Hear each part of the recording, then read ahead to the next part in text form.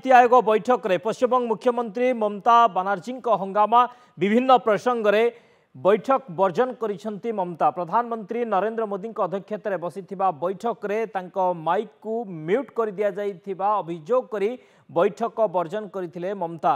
पश्चिमबंग को पातर अंतर करा सह पांठी प्रदान करा जाउ नथिबा अभियोग करी ममता बैठक वर्जन करथिले। से कहिसेंती तांको मात्र 5 मिनिट समय दिया जाइथिबा बेले अन्य माननकु 20 मिनिट लेखाई दिया जाइथिला।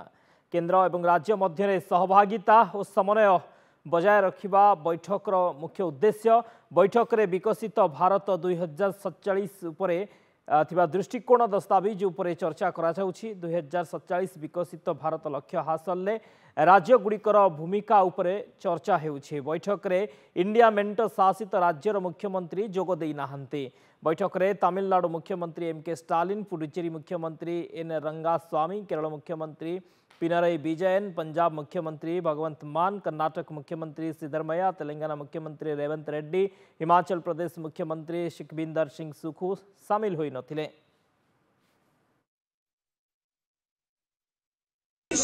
বাংলার স্বার্থে রাজ্যগুলোর স্বার্থে আজকে এসেছি একা অপোজিশনের কেউ আসে না।